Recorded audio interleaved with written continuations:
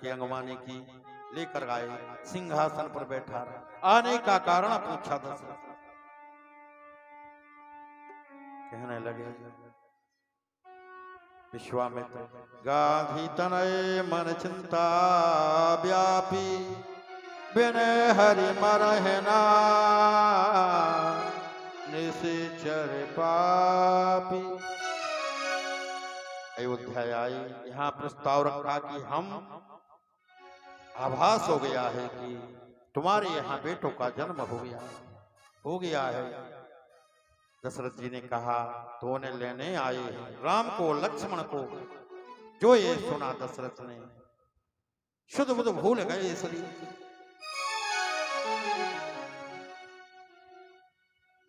राम देते नहीं बनते गुसाई, राम देतो नहीं बनते गुसाई, राम देतो नहीं बनते गुसाई, राम देतो नहीं बनत गुसाई।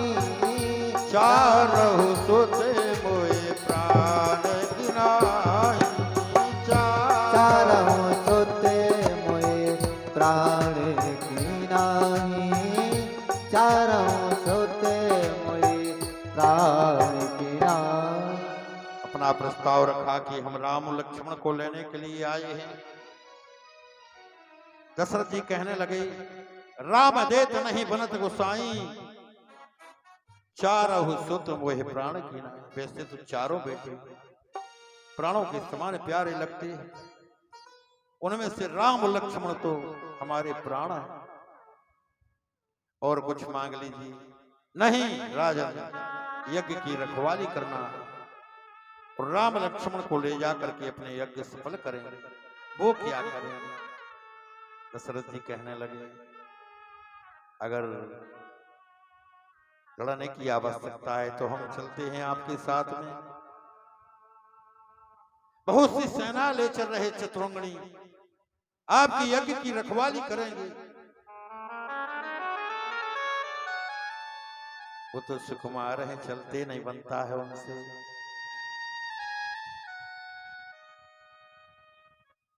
बड़े कोमल चरण हैं उनके। नहीं राजा, या तो राम लक्ष्मण को दो, नहीं तो मना करो। दशरथ जी सोच रहे हैं कि दोबारा आए हो तुम्हें। ये कबार और अयोध्या में आए थे हरिश्चंद्र के समय पर, उनकी भी कठिन परीक्षा ली थी और दोबारा फिर आ गए। उसी समय वशिष्ठ गुरु जी का आगमन होता है। वशिष्ठ ने राजा दशरथ को समझाया कि देखिए, बालक इनको दे दीजिए, एक अच्छा होने वाला है। क्या होने वाला है? गुरुजी से प्रश्न किया। ले तो जा रहे हैं दो जनों, राम और लक्ष्मण को जब आएंगे 4 जने आएंगे, बहुएं भी साथ में आएंगे। बहुत दुख हुआ दशरथ को। राम का हाथ ले करके विश्वामित्र के हाथ में थमा दिया, लक्ष्मण का हाथ ले करके विश्वामित्र के हाथ में थमा दिया। आज से इनकी माता और पिता आप हो, जैसा जी चाहे वैसा करना। ले गए विश्वामित्र। देखिए भैया, समय बहुत कम है, कथा बहुत बड़ी है। ले गए भगवान और अहिल्या का उद्धार किया, फिर जाकर के विदेहराज जी के यहाँ विवाह में पहुंचे। सबको निमंत्रण भिजवाया था राजा जनक ने, दशरथ जी को निमंत्रण नहीं भेजा गया। क्यों? जब सबको बुलाया था तो दशरथ को भी बुलाना था।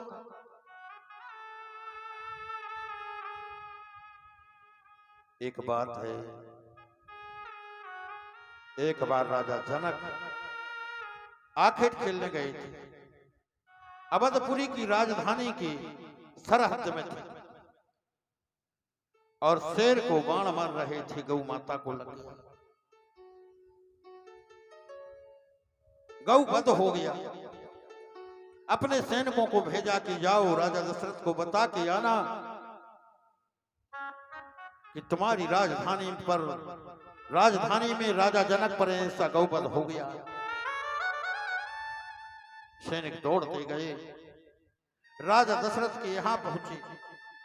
उस समय राजा दशरथ पूजन का थाल लेकर के भगवान शिव के मंदिर की ओर जा रहे।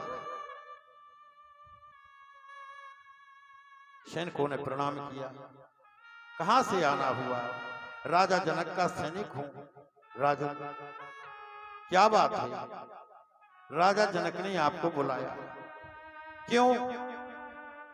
राजा जनक से गौवध हो गया, आपके लिए बुलाया है। आपके भी अपराधी हैं। एक मेहतर झाड़ू लगा रहा था उस समय अयोध्या में। राजा दशरथ ने कहा है भैया इधर, पास में बुला करके कहा इनके साथ चले जाओ, राजा जनक से गौवध हो गया। तुम गौ माता को जीवित कराओ। और वह मेहतर राजा जनक के सैनिकों के साथ गया जहां गौवध हुआ था। राजा जनक से गया और ज्यों ही ऐसे हाथ फेरा, गौ माता खड़ी हो गई, जीवित हो गई। राजा जनक को ऐसा लगा कि अगर निमंत्रण भेजते हैं तो किसी पर बरादरी से ना कह दें कि जाओ भैया धनुष तोड़ आना, वो सीता को विवाह करके लिया। इसलिए निमंत्रण नहीं भेजा था। एक पक्ष में कथा ऐसी आती है कि श्रवण कुमार का वध किया था, हत्या लगी थी, इसलिए भी निमंत्रण नहीं भेजा था। पहुंचे वहां, राजा जनक ने अगवानी की, विश्वामित्र की। दोनों बालकों के विषय में पूछा, ये किसके बालक? बताया ये राजा दशरथ के बालक। एक का नाम राम है, एक का नाम लक्ष्मण है। और धनुष की तोड़ने की शबराजन प्रयास कर रहे हैं। देश देशांतर के राजा गण आए हैं, सब धनुष उठा रहे हैं। यहां तक कि बाणासुर आया था, रावण भी आया था धनुष को उठाने के लिए। किसी पर हिला तक नहीं था। संकल्प क्यों कर लिया था राजा जनक ने? एक बार जानकी जी वहां गई जहां धनुष रखा था, धनुष को ऐसा उठाया उसके नीचे पोता फेर दिया। यह राजा जनक ने देख लिया, संकल्प कर लिया था कि जो इस धनुष को भंग करेगा उसी से अपनी पुत्री का विवाह करेगा। यहां तक कि लगे सहस 10 एक हुआ, तरे न शंभु सरासन का।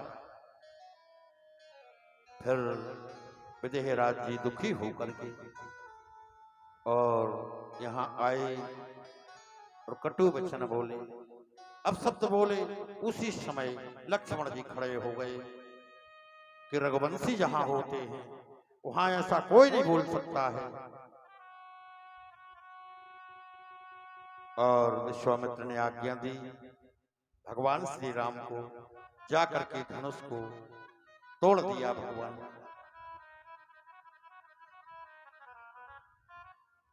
उसी समय जानकी जी हाथ में माला लिए हुए आई। लक्ष्मण जी जानते थे कि भैया नीचा असर करने वाली नहीं।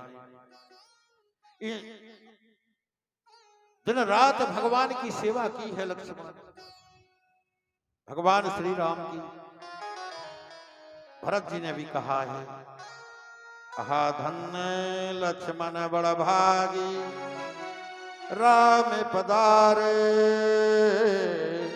बिंदे अनुरागी। लक्ष्मण बड़ भागी है। तो लक्ष्मण जी दौड़ते आए, जहां भगवान खड़े थे साष्टांग गिर पड़े उनके चरणों। उसी समय भगवान ने उठाया लक्ष्मण को, उसी समय मैया जानकी जी ने वरमाला पहना दी।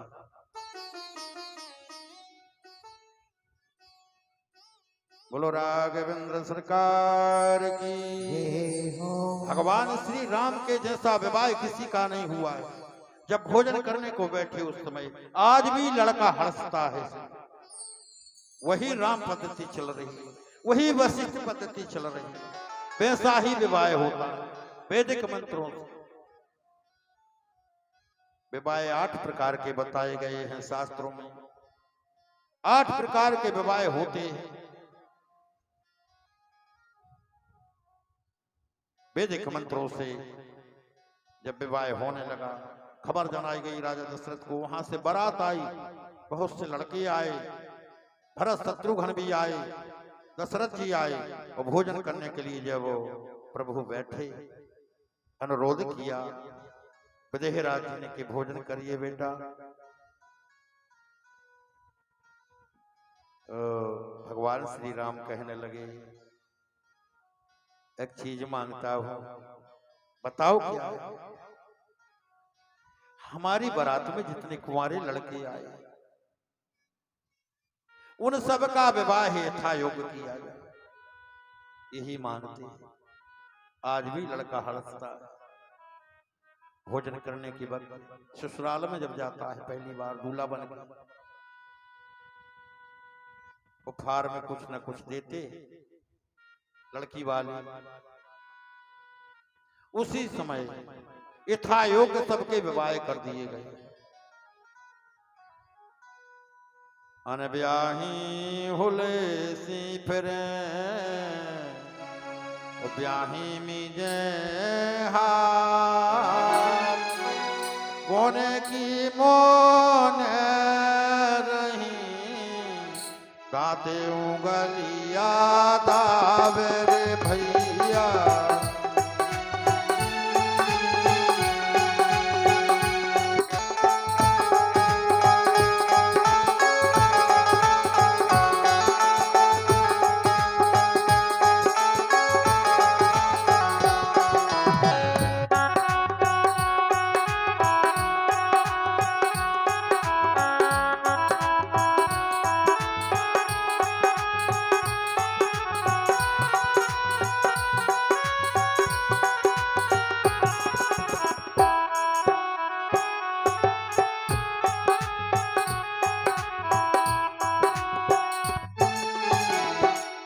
अनब्याही हुलसी फिरे, जिनके विवाह नहीं हुए थे उन्हें ऐसा लग रहा था इस झमेले में मेरा भी विवाह हो। अनब्याही हुलसी फिरे और ब्याही मीठे हाथ, जिनके विवाह हो गए थे वो तो बेचारी हाथ मलती रह गई। गोने की मोने रही, जिनके गोने होने थे वो चुपचाप रही। दांत उगली यादाव कि पिछली वर्ष हो गया, 6 महीने पहले विवाह हो गया, नहीं तो इस झमेले में मेरा भी विवाह हो। भगवान श्री राम जैसा विवाह किसी का नहीं हुआ। बारात आ गई, भैया देखो समय कम है, घड़ी टिक टिक करती हुई जल्दी समय व्यतीत कर देती, और कृष्ण जन्म भी करना है। तो जीवन में अगर लेना चाहते हो तो रामचरित्र मानस से सीखो। हर चीज गुण लेना है तो भगवान राम के लिए ये रामचरित्र मानस है, इसका नाम। राम के चरित्रों को ग्रहण करिए, यही मानव का फर्ज है। प्रजा का कैसा पालन करना है, माता को कैसा पालन करना है, पिता की आज्ञा का कैसा पालन करना है, भाई भाई में कैसा प्रेम होना चाहिए, गुरु को कैसा मानना है, शिष्य को कैसा मानना, सब रामायण में लिखा है। एक एक मंत्र लिख दिया है। गोस्वामी तुलसीदास जी, और बड़ी सरल और सीधी और सच्ची है रामायण। जो स्कूल भी ना गया हो, अगर अध्ययन करने लगे तो रामायण का पढ़ना सीख जाता। बहुत सरल भाषा में। तो जो भी सीखना है रामायण से सीख सकते हैं। यहाँ आए और राजा दशरथ ने फिर देखा दर्पण को, तो बाल सफेद दिखा। विचार किया, गुरु वशिष्ठ को बुलाया कि अब भगवान को राज्याभिषेक करें, राम को राजा बनाएंगे अयोध्या का। गुरु वशिष्ठ से पंडित ज्ञानी शोध के लगन धरी। त्रिकाल, भूतकाल, भविष्यकाल, वर्तमान काल, ये वशिष्ठ जानते थे ज्योतिष में। उनने उस घड़ी को निकाला कि कल सुबह भगवान का राज्याभिषेक हो जाए, राज तिलक हो जाए। वो शुक्रवार की रात्रि थी। आज भी उसे खराब मानते हैं। कोनो बात कर रहे हैं, खबर आ गई कि शुक्रवार की रात्रि, भैया आवाज रहती कल कर दी, आज शुक्रवार की रात। शनिवार की सुबह थी जब भगवान को वनवास हुआ। कहने का भाव है, शनि की दशा भगवान पर चल रही थी। वक्र दृष्टि, क्रूर दृष्टि शनि की भगवान को भी नहीं छोड़ा। सबका नंबर लगा। एक बार, दो बार अड़ैया आता है जीवन में। 2.5 साल के लिए 7.5 ही लगता है, 2 बार, और 3 बार आता है 7.5 जीवन में। और जब 7.5 ही शनि चलता है तभी फिर यहां से जाना होता।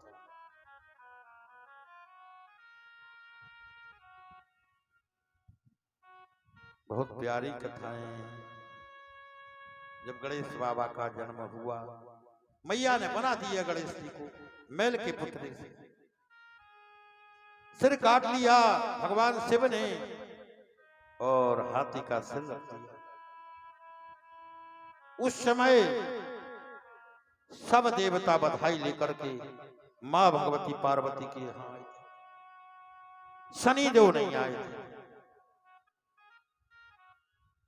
बहुत दिन के बाद शनि का आना हुआ। मैया ने कहा, पार्वती जी ने, सबको अच्छा लगा, सब बधाई लेकर आए, लेकिन शनि तुम हमारे यहाँ गणेश बाबा के जन्म उत्सव की बधाई नहीं दी।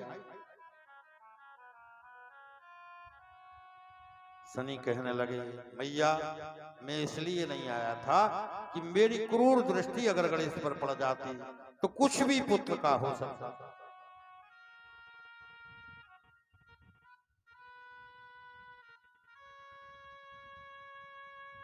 गणेश जी का जो सिर कटा था, इसके विषय में सब कोई प्रश्न करते कि वो कटो कटा और सिर कहाँ गया फिर गुरु जी, ऐसी बात न पूछते जिसमें उलझ जाए पंडित।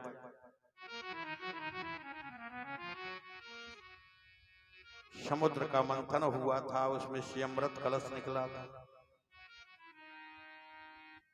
और भगवान ने नारी का रूप बना करके देवताओं को बांट दिया था। उसी में राहु और केतु बैठ गए थे। चंद्रदेव ने, सूर्य ने इशारा किया भगवान को कि ये आकर के बैठ गए, अमृत पी लेंगे तो अमर हो जाएंगे। भगवान ने चक्र सुदर्शन से अपना सिर काट दिया, राहु और केतु का।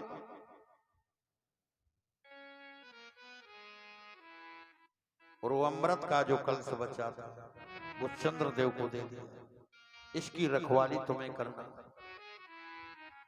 चंद्रमा में अमृत है, चंद्रमा में अमृत है। उस कलश को लिए चंद्रदेव, और वो कटा हुआ जो सिर था उसका ढक्कन उस अमृत कलश पर लगा दिया गया।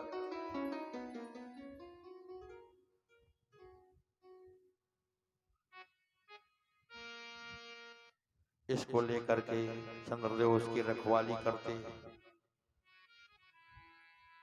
मैया से कहा, मैया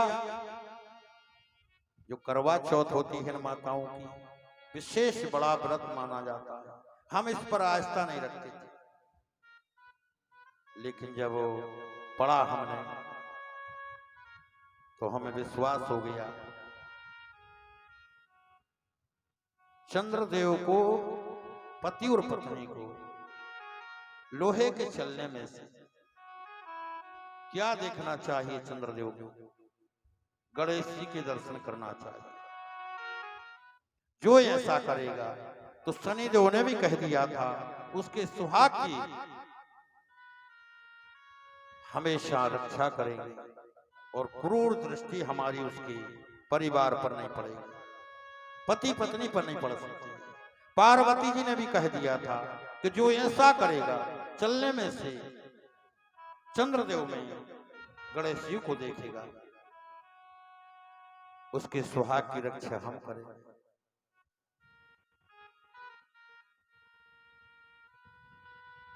कहने का भाव यह है, कथा पर आ जाइए। भगवान को राज्याभिषेक होना है। 3 काल की जानने वाले गुरु वशिष्ठ ने वर्तमान भूतकाल भविष्य काल की जानने वाले मुहूर्त निकाला कि कल भगवान को अभिषेक होगा, पदवास होगा। अनहोनी होती नहीं, होनी होए सो हो, सो के उसी का कीजिए जो अनहोनी होए रे भैया।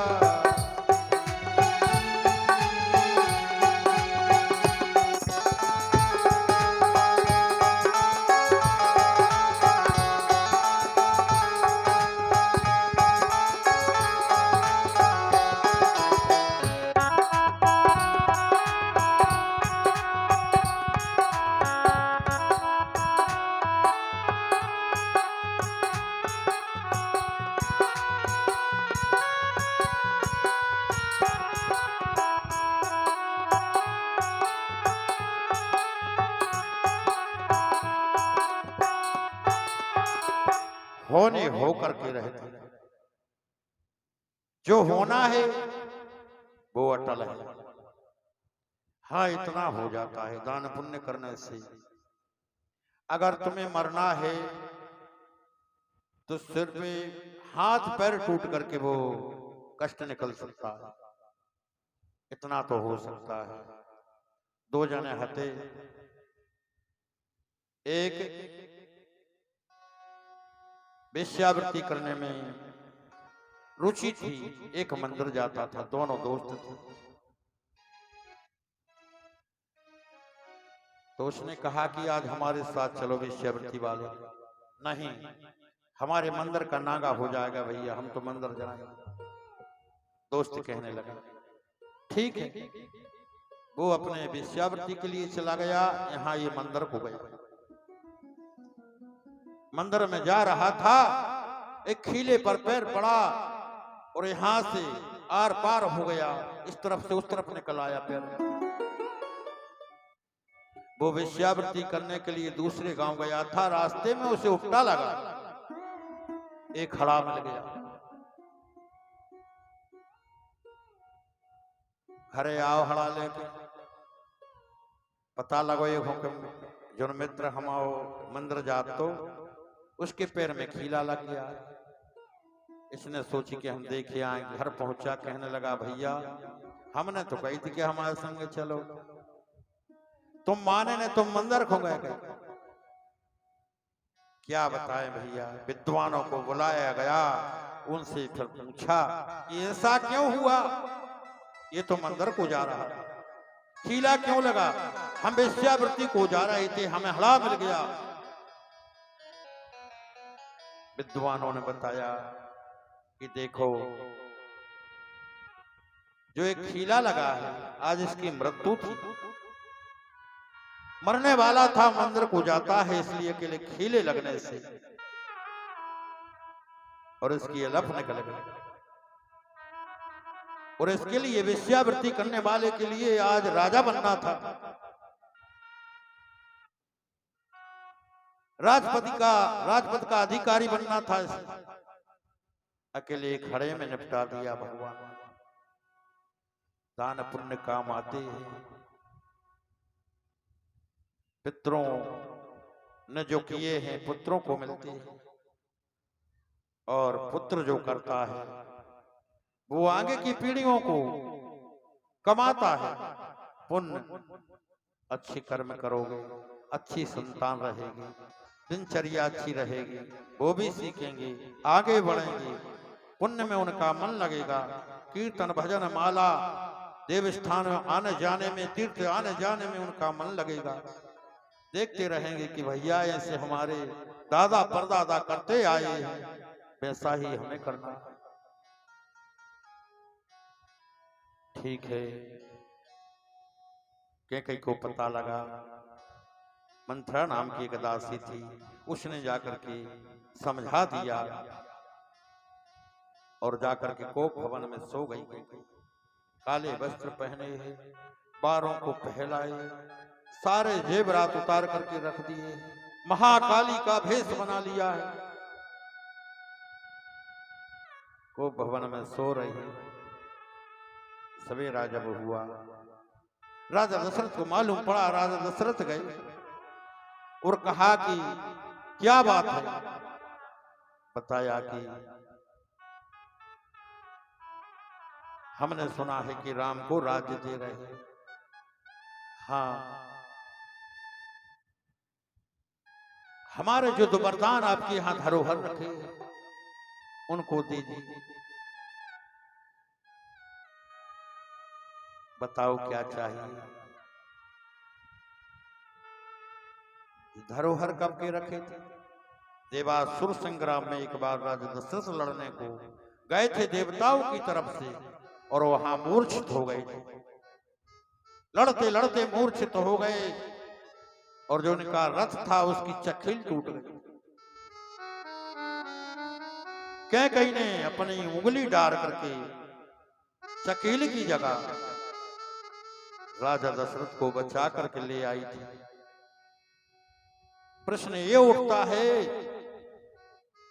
कि जब काष्ठ की या लोहे की चखेल लगी रहती है तो हाथ से कैसे साधे रही कैकेयी। राजा केक के यहाँ बहुत से संतों का चौमासे के समय पर आगमन होता था। सभी संत वहां निवास करते थे, 4 महीना रहते थे। कैकेयी छोटी थी। इस बाबा का कमंडल, इस बाबा के यहाँ वे समाधिस्थ हैं, उस बाबा का वहां ऐसे सब की कमंडल बंद देती थी। संतों ने श्राप दे दिया था कि जिसने ये हरकत की है वो करता है, उसका हाथ वज्र का होगा। कैकेयी आ गई, बहुत सेवा करती थी संतों की, प्रणाम किया, रोने लगी। जब ये मालूम पड़ा संतों को कि ये तो कैकेयी ने किया था, बहुत सेवा करती है, कह दिया कि बेटा कभी जब समय आएगा और तुम याद करोगे कि हमारा हाथ वज्र का बन जाए, उस दिन तुम्हारा हाथ वज्र का बन जाएगा।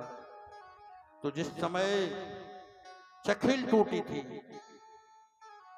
उंगली लगाना थी चखेल की जगह, ध्यान कर लिया था, उस श्राप का वज्र का हाथ बन गया था। राजा दशरथ ने खुश होकर कहा था 2 वरदान देंगे, एक के बदले 2।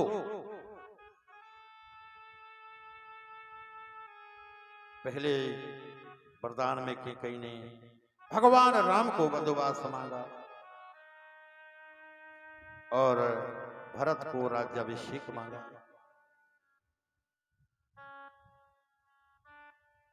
जो राजा दशरथ ने सुना कि भगवान को वधवास मांग रही, भरत को राज्य मांगने में कोई दुखदाई नहीं, दे सकता हूं।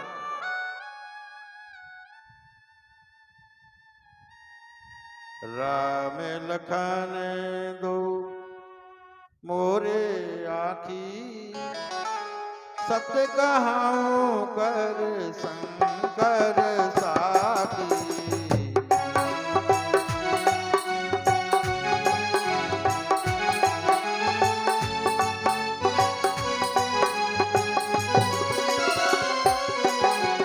राम और लक्ष्मण के बगैर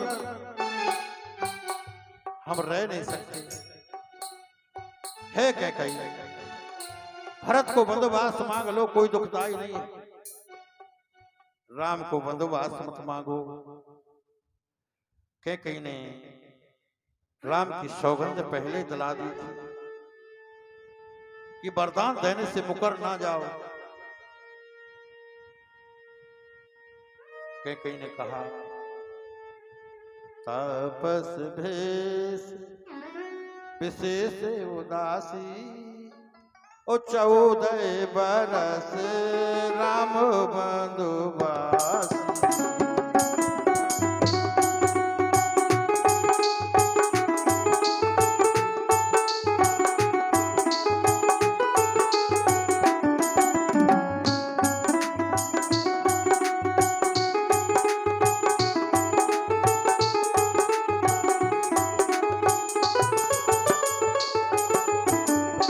तापस भेष विशेष उदासी, 14 बरस राम बंधुवासी। राजा दशरथ तो समय ऐसे हो गए जैसे किसी पक्षी के पंख काट दिए जाते, वो बेहाल हो जाता। इस प्रकार राजा दशरथ मूर्छा खा के गिर पड़े। लेकिन 2 हटें ऐसी होती हैं भैया,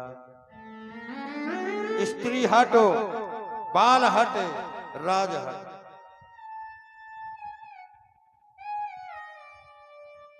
भगवान को बंदोबस्त हो गया। देखो समय कम है, गंगा किनारे पहुंचे। यहाँ राजा दशरथ का तो बेहाल हो गया। करुणामय कथा है यहाँ। उस समय आकर के सुमंत्रा कहीं को तो प्रभु देखते नहीं, त्याग दिया था। हट जाओ नगर के सामने से। कौशल्या अम्बा आई और राजा दशरथ ने सुनाया, प्रिय कभी आज तक नहीं बता पाया तुम्हारे, हमसे एक अपराध हो गया। कौन सा? एक बार सरजू में आवाज आई, हम आकेट खेलने के लिए छिपे थे और गुड़गुड़ की आवाज आई, मैंने बाण चला दिया। शांतनु के पुत्र जो श्रवण कुमार थे, उनको जाकर के वो बाण लग गया। अंधा अंधी थे वो, शांतनु भी अंधे थे, ज्ञानवती भी अंधी थी। उनको वो बाण लग गया। श्रवण कुमार को जब मरने लगा, कहने लगा हमसे कि हमारे माता पिता प्यासे हैं, ये तुम ही ले जाओ, उन्हें पानी पिला दो। मुंह मत बोलना, नहीं तो वो नहीं पीगी। हम आए और जब पानी पिलाने की कोशिश की, वो पानी नहीं पी रहे हैं। पहले मुंह बोलो, समय क्यों लग गया? राजा दशरथ ने बताया कि हमसे ऐसा अपराध हो गया है कि बाण लग गया है श्रवण कुमार को, उन्होंने पानी लेकर के हमें भेजा। अरे दुष्टो, तू राजा होकर के मेरे पुत्र को मार डाला, अंधे का सहारा छीन लिया तूने।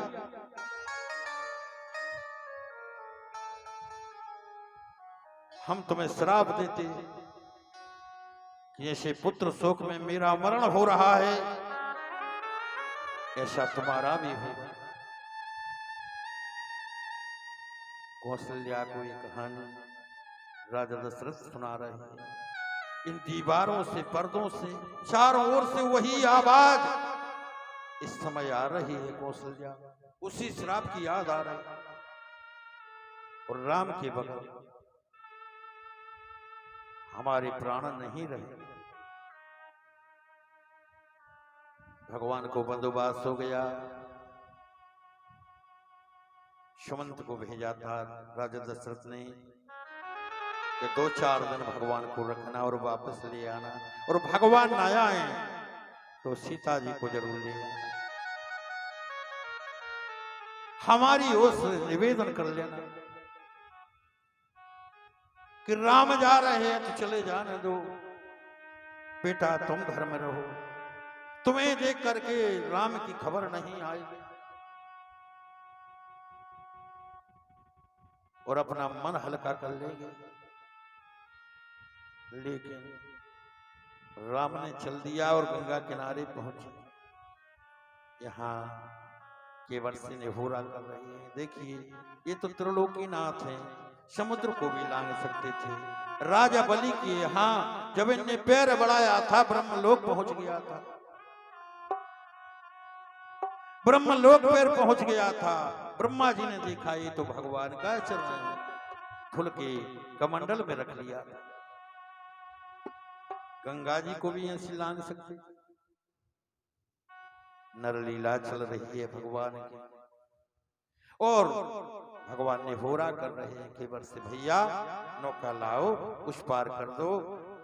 केवट कहने लगा, नहीं प्रभु, हम जानते हैं तुम्हारी मर्म को। पत्थर पर पैर रखा था तुमने, वो स्त्री बन गई थी। ऐसा ना हो, पत्थर तो कठोर होता है, ये हमारी काष्ठ की नौका है, ये तो और नरम होती है।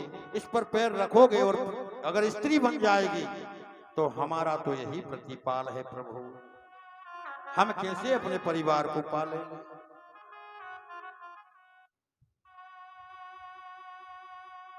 उसी समय केवट से कहा, ठीक है भैया, क्या करना है। शक ये होती है, निषाद राज साथ में थे उस समय। निषाद जो है केवटों के राजा माने जाते हैं, ही राजा वो केवटों के।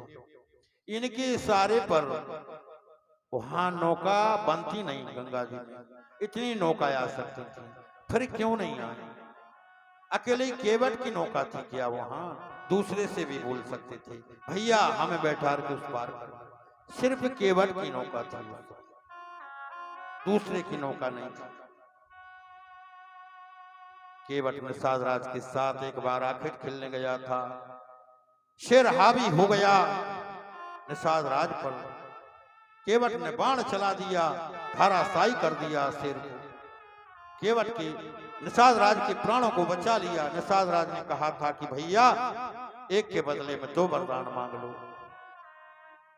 केवट कहने लगा, अभी कुछ नहीं चाहिए, जब वक्त आएगा तो मांग लेंगे। गरीब था, बिल्कुल बिल्कुल गरीब था।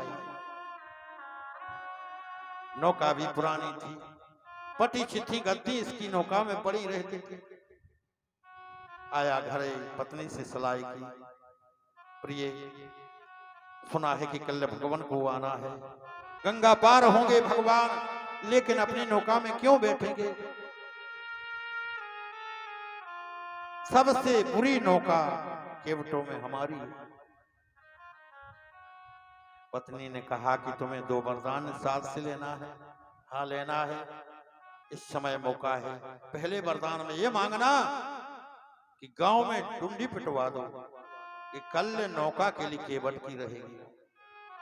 दूसरे वरदान में ये मांगना कि वो राजा है निषाद राज,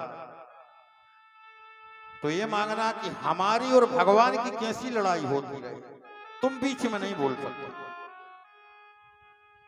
यही किया केवट ने, इसलिए केवट की अकेली नौका थी उस समय।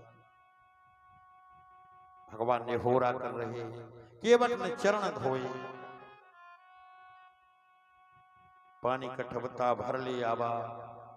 जब से राम रजा शुपावा, भगवान की आज्ञा पाई, कठता भर के ले आया, चरण धुले। ऐसे नहीं, एक पांव ऊपर किया, धुला जो पांव है, एक पांव धो दिया भगवान का।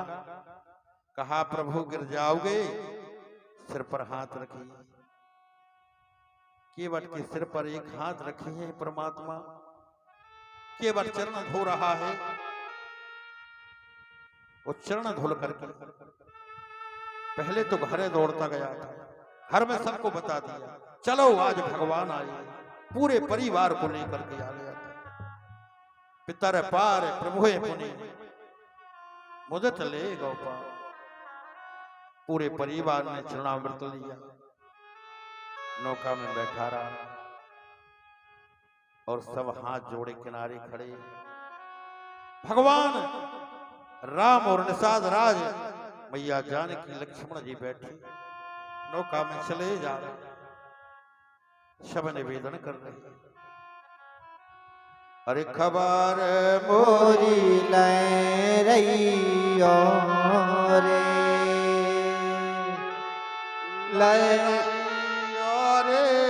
अयोध्या के राजा तुम राम रे हो खबर मोरी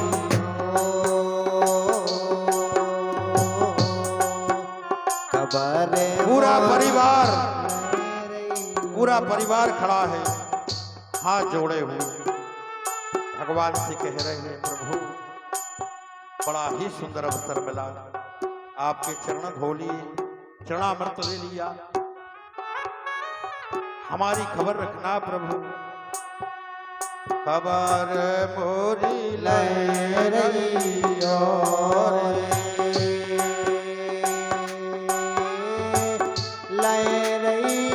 रे अयोध्या के प्यारे राजा राम रे हो खबर मोरी।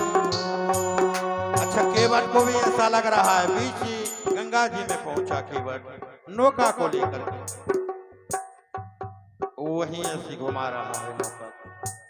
उस तरफ पहुंच जाएंगे, भगवान उतर पड़ेंगे और भगवान से विहीन हो जाएंगे। ऐसा भाव उठ रहा है कि भगवान बैठे रहे नौका में और हम चलाते जाएं। तो गंगा केवट से कहा, भगवान ने क्या कर रहे हो? कहा, प्रभु गंगा जी में तेजाई है बहुत। ए गंगा मैया धीरे तो बहोरे, धीरे तो बहोरे गोरे रामा उतर है पार रे। हे गंगा मैया हो, हे गंगा मैया धीरे तो बहोरे, धीरे तो बहोरे गोरे रामा उतर है पार रे। ओ गंगा मैया हो।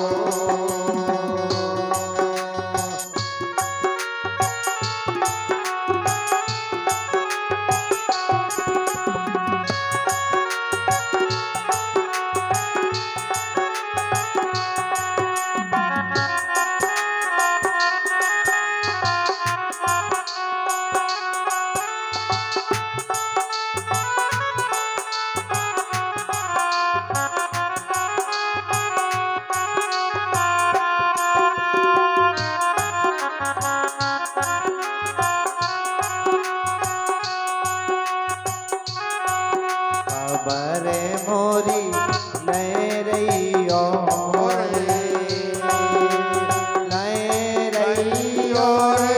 अयोध्या के प्यारे राजा राम रे। खबर मोरी ठीक है। देखिए भैया, समय हो गया है ऐसा कि विस्तार से कथा नहीं सुना पा रहे रामचरितमानस की। ठीक है, यहाँ भगवान को पार किया, भगवान ने उतराई देनी चाहिए, केवल ने होरा कर लिया, प्रभु जब वापस आओगे फिर जो दोगे प्रसाद के रूप में ले लूंगा। वहां जाकर के माँ भगवती का हरण हो गया, दशग्रीव रावण का फिर प्रभु ने वध किया, पूरे परिवार को उद्धार किया प्रभु ने अपने हाथ से। और वहां से वापस आने लगे। उस समय लंका पर विजय प्राप्त करके जब वापस आने लगे, उस समय रास्ते में चले आ रहे थे हनुमान जी से। हनुमान जी ने भगवान से निवेदन किया, प्रभु अगर आज्ञा हो तो अंजनी पर्वत पड़ रहा है, इसमें हमारी माँ रहती है, कहो तो दर्शन कर। कहा चले जाओ, हम भी आते हैं पीछे पीछे से। हनुमान जी गए और अंजना से मिले। अंजना ने कहा कि हनुमान, मैंने सुना है कि लंका में लड़ाई हुई भगवान की, तुम भी साथ में थे। कहा हाँ। पूरा किस्सा बताया कि एक हिरण आया, उसको देख करके मैया मोहित हो गई और उसको मारने के लिए भगवान चले गए। फिर लक्ष्मण पीछे चले गए, रावण आया, माँ भगवती का हरण करके ले गया। अंजनी कहने लगी, प्रथम मोर को जानकी, द्वितीय रघुनंदनम। पहले तो मूर्ख जानकी को कहेंगे हम, दूसरे भगवान श्री राम को कहेंगे। ऐसा कह रहे थे, भगवान द्वार पर आ गए। और तीसरे मूर्खे रावणाः, चतुर्थम मम नंदनम। निवेदन किया हनुमान जी ने कि कैसी बोल रही हो मैया। कहा देखो, जानकी जी को मालूम है वो लक्ष्मी का अवतार है, इस सृष्टि में कोई सोने का मृगा नहीं बना है कभी, ब्रह्मा जी ने बनाया ही नहीं है। ये भगवान को भी मालूम है, क्यों मारने को चले गए दोनों मूर्ख। दशग्रीव रावण ने हरण कर लिया माँ भगवती जानकी जी का, तो वो नहीं जानता था कि ये त्रिलोकी नाथ की पत्नी है माता आदिशक्ति, जिनकी भ्रुकुटी मात्र ताकने से तीनों लोग बन सकते हैं, मिट सकते हैं। चौथे मम नंदनम, चौथे मूर्ख तुम हो। कैसे मैया? अपना स्तन लिया मैया ने, ज्यों ही जोर से मस्का, सामने एक भारी शिला पड़ी थी, उस पर ज्यों ही दूध की दहार पड़ी, सैकड़ों टुकड़े हो गए उसमें। ऐसा स्तनपान कराया है तुम्हारे लिए हनुमान, और तुमने जाकर के वहां भगवान को परेशान किया। अगर जानकी को हल ले गया था रावण, पूरी लंका को ला करके समुद्र में डुबो देते, जानकी जी को भगवान को सौंप देते। इस प्रकार रामचरितमानस यहाँ पूरा होता है। पुनः श्री परीक्षित महाराज सुखदेव जी महाराज से प्रश्न करते हैं, कथितो वंश विस्तारो सोम सूर्यो रज्ञाम चोभय वंश्यानां चरित्रम परमाद्भुतम। हाथ जोड़ करके निवेदन किया, महाराज सूर्य वंश में जो नामी नामी राजा हुए उनकी कथा विस्तार से श्रवण कराई है आपने। अब ये सुनना चाहते हैं कि चंद्र वंश में जो नामी नामी राजा हुए उनकी कथा विस्तार से सुनाई। मैंने तो ये सुना है प्रभु महाराज, मैंने ये सुना है कि माताएं तो हो सकती हैं ऐसी कि दो माताएं हो, पिता एक हो और बेटा एक हो, ऐसा चल सकता है। लेकिन हमने तो ऐसा सुना है कि भगवान जो श्याम सुंदर थे, कृष्ण थे, उनके दो पिता थे, दो पिता थे, दो माताएं थी। ऐसे कैसे हो सकता है? कृपया समझा करके कहिए। सुखदेव जी महाराज कथा श्रवण कराने लगे, कहने लगे, धन्य है ना भूतो ना भविष्यति, तेरे कथा सुनने वाला जैसा मैंने ना कभी देखा है ना सुना है। अन्न जल सब त्याग दिया है, रात दिन भगवान की कथा सुनता। शाबाश है तुझे। शाबाशी देते हुए कथा को आगे बढ़ाते हुए कहने लगे कि देखो, जब जब भी अत्याचार होता है, पृथ्वी गाय का रूप बना करके ब्रह्मा के पास पहुंचती है, और ब्रह्मा जी भगवान विष्णु के यहाँ सब देवताओं को ले जाते हैं क्षीर सागर में, वहां समाधिस्थ हो समाधि लगाते हैं। और ब्रह्मा जी ने यही किया। जब अत्याचार बढ़ गया, माने ना माते पिता गुरु देवा, साधु न ते करवा वही सेवा। बाड़े बहु चोर जुआरा, जे लंपट पर धन परिदारा। ऐसे जब अत्याचारी बढ़ गए, गौ माता ब्रह्मा जी के पास गई। ब्रह्मा जी सभी देवताओं को ले जाकर के क्षीर सागर पहुंचे। क्षीर सागर में पहुंचे, वहां भगवान विष्णु से 16 मंत्रों में स्तुति की। समाधि में ही कहा भगवान विष्णु ने कि चल करके सभी ब्रज में अवतार ले लो, कोई गाय के रूप में, कोई बैल के रूप में, कोई बंदरों के रूप में, कोई कौआ के रूप में, कोई बाल गोपालों के रूप में। वहां अब हम जन्म लेंगे और बाल लीलाएं करेंगे। इस प्रकार ब्रह्मा जी से कहकर यहाँ देवक की कन्या देवकी विवाह के योग हो गई। देवकी विवाह के योग हो गई। जाकर के उग्रसेन से प्रस्ताव रखा देवक ने। छोटे भैया है उग्रसेन के, निवेदन किया बड़े भैया पुत्री विवाह के योग हो गई। कहने लगे भैया कंस से पूछ लियो, न बनी बात बिगड़ जाएगी। जा करके कंस से कहा बेटा तुम्हारी बहन देवकी विवाह के योग हो गई, कहाँ करना है संबंध? कहा एक काम करो वसुदेव बाबा के यहाँ ठीक रहेगा। एक ब्राह्मण और नाई को बुला करके टीका भेज दिया और टीका भेज करके शुभ घड़ी शुभ नक्षत्र शुभ मुहूर्त में बारात लेकर के वसुदेव आए। देवकी का विवाह संपन्न हुआ। बागडोर समारे हुए कंस से विदा करने के लिए जा रहा था देवकी की ओर वसुदेव बाबा की। आकाश से आकाशवाणी हुई उसी समय, अरे राजा कंस जिस देव की बहन की विदा करने जा रहा है, इसी के अष्टम गर्भ से जो बालक होगा वो तेरे मारने वाला होगा। खल की प्रीति था शरणा ही, तुरंत तेगा निकाल लिया और देवकी की चुटैया को पकड़ लिया। एक हाथ में तेगा लिए मारने को। वसुदेव बाबा सोचने लगे क्या करें, देवकी की कैसे रक्षा करें। 10,000 हाथी की ताकत है कंस में, लड़ने से जीतेंगे नहीं, फिर कैसे रक्षा करें। आंखें बंद की, क्या करना चाहिए। उपदेशो ही मूर्खाणाम प्रकोपाय न शांति पयापानाम भुजंगानाम केवलम विश्ववर्धनम। मूर्ख को अगर उपदेश दो तो उसका क्रोध बढ़ता है, जैसे सर्प को दूध पिलाने से उसका विष बढ़ता है। क्या करें, बड़ाई करने लगा। कहने लगे वसुदेव बाबा कि देखो पहले तो आपकी बहन है, दूसरी अबला है, 10,000 हाथी की ताकत आपके अंदर है। हाँ, संसार में आपकी अपकीर्ति हो गई कि एक भाई ने बहन को मार डाला। 10,000 हाथी की ताकत रखने वाला एक अबला स्त्री का वध कर दिया, फिर क्या करें। आकाशवाणी हुई, कंस कहने लगा ये हमारे हाथ में है। देवकी के यहाँ जितने पुत्र होंगे ला करके आपको देंगे, ये हम वचन दे रहे हैं आपको। और वास्तव में जो शब्द की कीमत करके जानता है, सबको इसकी कीमत नहीं होती। सबदे बराबर धन नहीं, जे को जाने बोल।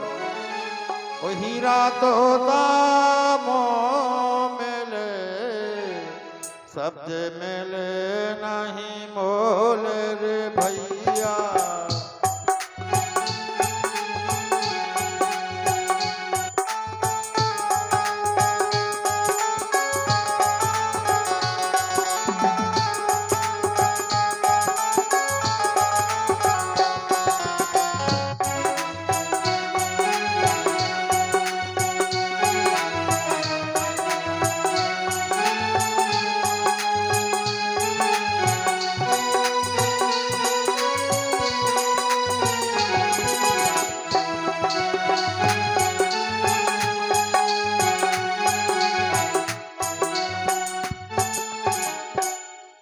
शब्द देखिए, बोलो तो तोल के बोलो, पहले तोलो फिर बोलो।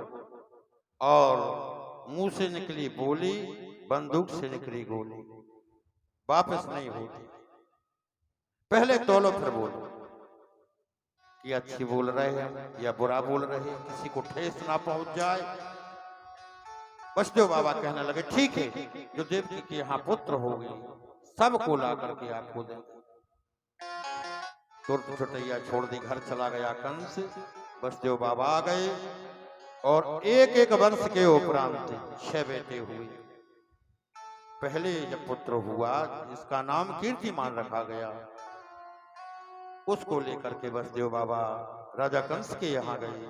कंस ने देखा, लेकर के खिलाया, कहा कि इसे वापस ले जाओ, कितना सुंदर बालक है, इससे हमारी क्या बुराई है, हमें तो अष्टम गर्भ से भय है, लेकिन लाना सब बेटे।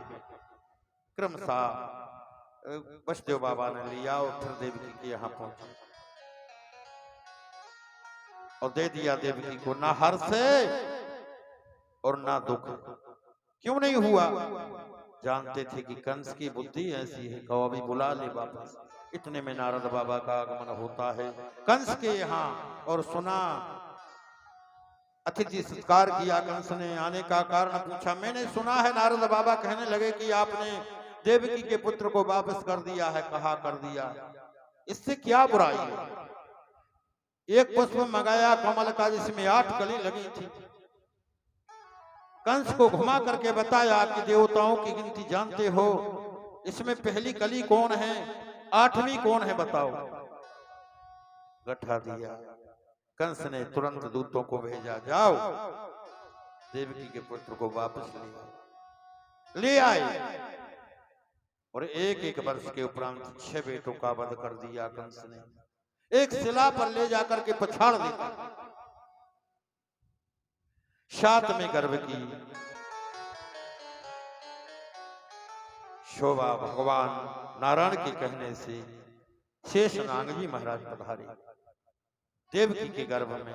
अब देवकी को कारागार में डाल दिया, वसुदेव बाबा को कारागार में डाल दिया है इसने। गले में तोक बंद है, हाथों में हथकड़ी है, पांव में बेड़ियां हैं। बड़ा दुराचारी था एक कंस। उग्रसेन को भी राज्य छुड़ा करके कारागार में डाल दिया। पिता को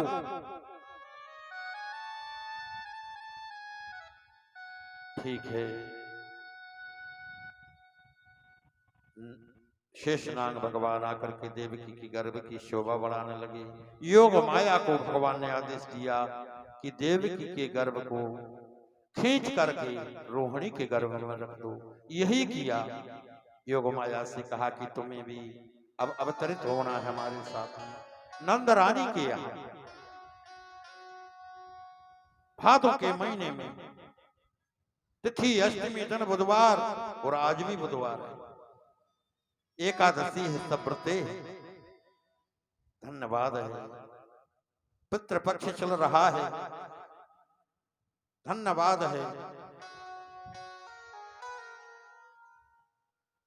तो योग माया आकर के यशोदा के यहाँ और आप जाकर के देवकी की गर्भ की शोभा बढ़ाने लगे। उसी समय समस्त देवता उस कारागार में भगवान की परिक्रमा लगाने के लिए गए थे। देवकी को समझाया था, देवकी घबराने की बात नहीं है, अब तेरे गर्भ में वो आ गया है जो कालों का भी काल है, काल को भी मार सकता, घबराने की बात नहीं। परिक्रमा करके सभी चले गए। कंस ने कहा, देखो भैया, अब तक तो जो हुआ सो हुआ। चौकीदारों से ध्यान रखना, सभी चौकन्ना रहना। अब की बार जो है मारने वाला होने वाला, किसी प्रकार की ढीलासाई ना हो। और धीरे धीरे भादों का महीना आ गया। कृष्ण पक्ष चल रहा था, रोहिणी नक्षत्र था, दिन बुधवार था, अर्धरात्रि थी, ठीक 12 बज रहे और भगवान का जन्म हो जाता है, प्रकट हो जाता है। बोलो वृंदावन बिहारी लाल की जय हो। बांके बांके बिहारी लाल की जय हो। जय जय श्री राधे श्याम। भगवान का जन्म हुआ, प्रकट हुई वसुदेव देवकी के गले की तोक बंद, हाथों की हथकड़ी, पांव की बेड़ियां, बड़ा भारी वज्र जो ताला पड़ा था उस कारागार में वो भी अपने आप खुल जाता।